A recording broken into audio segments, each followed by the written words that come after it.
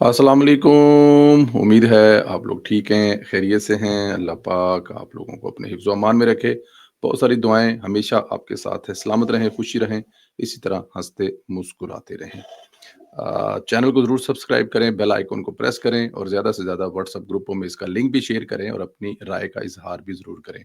अफ़गानिस्तान के हवाले से ये अपडेट है कि तालिबान की तबीयत काफ़ी सेट हुई है। बताया जा रहा है कि उन्होंने कुछ मालूमात दहशतगर्दों की दी हैं, जिसकी बुनियाद पर इनके खिलाफ कार्रवाई हुई है, बल्कि काफ़ी सख्त कार्रवाई हुई है, जिसके बाद इनके अमीर ने हदायत की है, सब लोग तक़सीम हो जाओ, अफ़गानिस्तान में फैल जाओ। यानी कार्रवाइयाँ सख्त हो रही हैं। एक और अहम पॉइंट ये है कि अगर अफ़गानिस्तान दोबारा वापस जा रहे हैं और वहाँ इकट्ठे हो रहे हैं, तो क्या दोबारा मज़बूत होकर हमलावर तो नहीं होंगे? इनकी गारंटी अफ़गान तालिबान ने लेनी है। दूसरी तरफ तुरहम सरहदी गुज़रगाह गैर कानूनी रहाइश पज़ीर अफ़गान शहरियों की बेदखली के लिए 20 रोज़ के बाद खोल दी गई है। सैकड़ों अफ़गान पनाह गज़ीन अपने वतन जाने के लिए तुरहम सरहद पर पहुँच गए हैं। ताहम तुरहम सरहद से तजारत और पैदल आमदोरफ़्त बदस्तूर बंद रहेगी। तुरहम सरहदी गुज़रगाह को मुल्क में रहाइश पज़ीर गैर कानूनी अफ़गान रहाइश पज़ीरों को बेदखल करने के लिए सिर्फ़ खोली गई है। और इस वक़्त सैकड़ों अफ़गान पनाह गज़ीन जो हैं वो तुरहम इमिग्रेशन सेंटर पर पहुँच गए हैं। इमिग्रेशन अमला ज़रूरी कार्रवाई के बाद उन्हें अफ़गानिस्तान जाने की इजाज़त दे रहा है। डिप्टी कमिश्नर बिलाल शाहिद का कहना है कि सरहदी गुज़रगाह, तजारत और पैदल आमदोरफ़्त का बदस्तूर हुक्म सानी बंद रहेगी। 11 अक्टूबर को पाक अफ़गान कशीदगी के बायस तुरहम सरहदी गुज़रगाह हर किस्म की जो है वो आमदोरफ़्त के लिए या हर किस्म की ट्रेड के लिए उसको बंद कर दिया गया था, ताकि पता लगे ज़रा इन्हां नूं भी मतलब कि जिहड़े है इंडिया दे नਵੇਂ-नਵੇਂ पिट्ठूआं नूं। यूएनएचओसीआर के तर्जुमान कैसर खान अफरीदी के मुताबिक 8 अक्टूबर तक 16,15,000 गैर कानूनी अफगान तालिबान शहरियों को तुरहम के रास्ते मुल्क बदर किया जा चुका है। यानी अफगानियों को तजारती धचका लगा है, वो कम नहीं है। जब तक चीजें फाइनल नहीं होती, ना इन्हां दा कुछ सेब आएगा, ना इन्हां दे अनार आएंगे, ते ना इधरों आटा जाएगा, ना चीनी जाएगा, ना घ्यो जाएगा और ना ही यहाँ से किसी किस्म की कोई दूसरी चीज जाएगी। चले भाई, कोई बात नहीं ना, करें वो C-130। हाँ जी, दिल्ली एयरपोर्ट से, बम्बे एयरपोर्ट से, चेन्नई एयरपोर्ट से, गुजरात एयर लाएँ भर-भर के और खिलाएँ बिठा के। हमने तो 40 साल खिलाया ना। अब बारी है मोदी की। देखते हैं कि मोदी मतलब इसको कब तक खिलाता है और कब तक वो करता है। मुल्तान में वज़ीर अच्छा, ये मनसूबा जो है ना यार, बड़ा कमाल का मनसूबा है। बहुत सारे लोग ऐसे हैं, आप ख बिलीव करें कि उनकी बच्चियाँ सिर्फ़ घर पे इसलिए बैठी रहती हैं कि उनके पास शादी करने के लिए अ, वो तमाम लवाज़मात नहीं होते। और वो हमेशा के लिए बैठी-बैठी रहती हैं और बूढ़ी हो जाती हैं। तो एक धी का प्रोग्राम, धी रानी प्रोग्राम, जो मरियम नवाज़ का एक कमाल का प्रोग्राम है।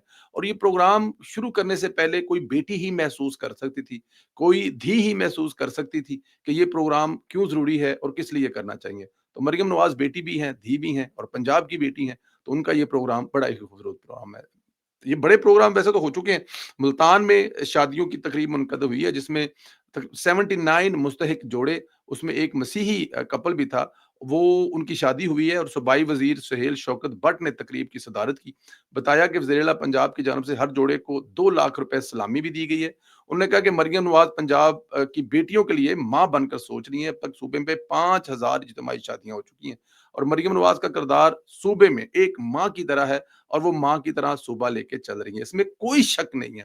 मैं इस पे एक वीडियो देख रहा था, वो एक खातून थी, वो कह रही थी कि मैं तो घरों में बर्तन मांजती हूँ, सफाई करती हूँ, सोच भी नहीं सकती थी कि इस तरह की तकरीब में मेरी बेटी की शादी होगी। आंसू आते हैं ऐसी चीज़ें देखकर। और ये वो दुआएँ हैं, जब मरियम नवाज़ हर जगह पे खड़ी हो जाती है अपनी आवाम के लिए, चाहे वो कब्ज़ा ग्रुप हो, चाहे वो मज़हबी शिद्दत पसंद हो, कोई भी हो, वो डट कर खड़ी हो जाती हैं। देखें जी, बरहक है, इसमें कोई शक नहीं है। तो यहाँ पर ये जो खिदमत है, इसी की दुआओं से मरियम नवाज़ आगे लेके चल रही हैं। खैबर पख्तूनख्वा की 13 रुकनी काबीना की तश्कील पर तहरीक इंसाफ के बानी चेयरमैन इमरान खान की हदायत को नज़रअंदाज कर दिया गया। पार्टी ज़राए के मुताबिक इमरान खान ने सूबाई काबीना के अरकान की तादाद 5 से 8 रखने की हदायत की थी, लेकिन सुहेल अफरीदी ने 5 और 8 को जमा किया है। काबीना सिंगल डिजिट से ज़्यादा ना हो, ताहम काबीना 13 रख दी गई है, बल्कि उससे भी एक मतलब वही ना 5, और इमरान खान ने कहा था 5 या 8 हों, उन्होंने कहा अच्छा 5 ते 8 ਨੂੰ जमा करो, 13 बनते हैं, चलो 13 रुकनी कर देने हैं। काबीना से जुमा के रोज गवर्नर केपीके ने हलफ लिया है। पार्टी के एक जिम्मेदार ने बताया कि इमरान खान ने असद कैसर के भाई आकबुल्ला खान, शहराम तरकई के भाई फैसल तरकई और साबिक वज़ीर शकील खान को काबीना में शामिल ना करने की वाज़ेह हदायत जारी की थी, लेकिन इमरान खान की हदायत को नज़रअंदाज कर दिया गया। बाद सीनियर अरकान को काबीना में शामिल करने की हदायत की थी, जिन्हें माज़ी में नज़रअंदाज किया गया था। सूबाई वज़ीर मीना खान अफरीदी ने कहा कि इमरान खान ने कोई हदायत जारी नहीं की थी, बल्कि उन्होंने पैगाम दिया था कि काबीना मुख्तर रखी जाए और सुहेल अफरीदी अपनी काबीना का इंतखाब खुद करेंगे। उन्होंने कहा कि काबीना में किसी भी वक़्त रद्द-ओ-बदल हो सकता है। इमरान खान जिसको चाहे काबीना में शामिल कर सकते हैं और जिस वज़ीर को चाहें इमरान खान साहब एक इशारे से उस वज़ीर को फ़ारिग भी कर सकते हैं। गल ते ठीक है, प्यो दी जमात है, भाई वाले ने बनाई हुई है, तो जिन्हों मर्ज़ी कड्ढे, जिन्हों मर्ज़ी लाए, बट जब आएगा तब की बात है। फ़िलहाल जेल में बैठकर वो सिर्फ़ और सिर्फ़ तुम लोगों को हदायत दे सकता है और तुम लोग उसकी हदायत को इग्नोर करते जाओ। सियासी मुहाज़ पर कुछ अहम पेशरफ्त हैं। फवाद चौधरी, इमरान इस्माइल और महमूद मौलवी लाहौर अस्पताल में दाखिल शाह महमूद कुरैशी से मिलने गए। एक दिन बाद जब तस्वीरें और खबर मंजर पर आई तो शोर मच गया, ये लोग मिलने क्यों गए हैं? फवाद चौधरी ने बताया कि पीटीआई को ही अपने वाइस चेयरमैन का ख्याल नहीं आया। बाकी तो सारी दुनिया शाह महमूद कुरैशी की इयादत कर रही है, हल्के के लोग इयादत कर रहे हैं। साबिक गवर्नर सिंध इमरान इस्माइल ने कहा कि मौजूदा पीटीआई की क्यादत के पास कोई लाहा अमल नहीं है। ये क्यादत कोई तहरीक चलाने के काबिल ही नहीं है। उन्होंने सवाल उठाया कि अपने जाती मफाद के सिवा क़यादत पीटीआई में कर क्या रही है? बात तो ठीक है। इमरान इस्माइल ने ये भी कहा कि मौजूदा पीटीआई की क़यादत आपस में लड़ाइयाँ और बंदरबाट में मसरूफ़ है, वज़ारतों के चक्कर में और ज़्यादा से ज़्यादा सोशल मीडिया पे अपने आप को वायरल करने के चक्कर में सिर्फ़ मसरूफ़ हैं। इमरान खान के लिए और पाकिस्तान तहरीक-ए-इंसाफ के लिए कोई कुछ नहीं कर रहा। इमरान इस्माइल ने ये भी कहा कि मौजूदा पार्टी क़यादत को फ़िक्र ही नहीं है कि बानी पीटीआई जेल में। उन्होंने दावा किया, ये बानी को जेल में डालकर अपनी सियासत चमका रहे हैं। साबिक गवर्नर सिंध इमरान इस्माइल का शाह महमूद कुरैशी से मुलाकात का हवाला बात करते हुए कहा कि शाह महमूद कुरैशी से अकीदत है, इसलिए उनसे मुलाकात की। पीटीआई के दीगर उन्होंने कहा जी वहाँ पे जो पीटीआई के दीगर लोग हैं उनसे भी मुलाकात है। अच्छा मज़े की बात है ये कि पीकेएल लाई जो हॉस्पिटल है, जो शहबाज शरीफ साहब ने बड़ी मेहनत से बनाया था मियाँ मोहम्मद नवाज शरीफ के दौर में, जिससे आपको पता है कि बहुत सारे लोगों की रोज़ी-रोटी बंद हो गई थी। ये यहाँ से जो इंडिया भेजा करते थे अमराज का इलाज करने के लिए, वो तमाम इलाज जब जो है वो पीकेएलआई में होता है और वहाँ पर वो एडमिट है। तो मैंने कहा ज़रा याद करा दूँ यूथियों को, आज तुम्हारा जो वाइस चेयरमैन है, जहाँ पर एडमिट है, वो भी अस्पताल नवाज शरीफ का बनाया हुआ है। अच्छा इससे आगे उन्होंने जाना भी नहीं है। देखिए कैसे जाएँगे? वो जो मर्ज़ी करते रहें, जिस तरह मर्ज़ी करते रहें, वो अपनी-अपनी मौज में लगन हैं, वो अपने-अपने उसमें फुल मसरूफ़ हैं, उससे क्या फ़र्क पड़ता है?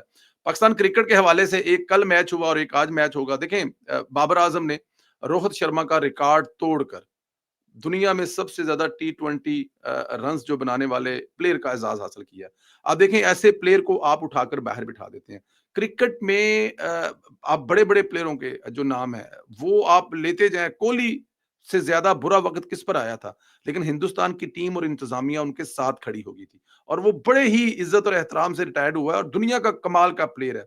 इसके अलावा क्या माज़ी में इमरान खान साहब पर, वसीम अकरम पर, वक़ार यूनुस पर, बहुत सारे लोगों पर ऐसा टाइम आता है तो वो टाइम होता है हिम्मत और हौसला देके साथ खड़ा होना है। साइम अयूब एशिया कप में बड़ी बुरी कारकर्दगी थी, लेकिन कल उस बच्चे ने जो कमाल का खेला है, कमाल खेला है। तो साउथ अफ्रीका को 9 विकेटों से हराना और जो उन्होंने 100 समथिंग रन्स बनाए, वो सिर्फ 11-12 ओवरों में पूरे कर लेना। तो इसका मतलब है कि इस मिट्टी में मिट्टी है तो नम, ज़रा बस थोड़ा-सा हाँ जी, समझ तो गया ही हो ना। तो क्रिकेट जो है वो पाकिस्तानी जो है उनका एक जनाब जो लगाव है वो आपके सामने है।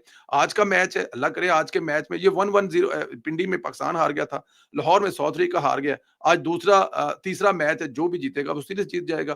देखिए खेल में हार-जीत उसका हिस्सा है, लेकिन हारने वाला खत्म नहीं होता। हारने वाला कप्तान, हारने वाला खिलाड़ी आप बाहर नहीं कर सकते। बाबर आज़म एक बड़ा खिलाड़ी है, उस पे अगर उसकी परफॉर्मेंस में बुरा वक़्त है, तो उसके साथ पाकिस्तान की अवाम को, पाकिस्तान की क्रिकेट को, पाकिस्तान क्रिकेट इंतज़ामिया को साथ खड़ा होना चाहिए। इंशाअल्लाह ताला बड़ी दूर तक जाएगा।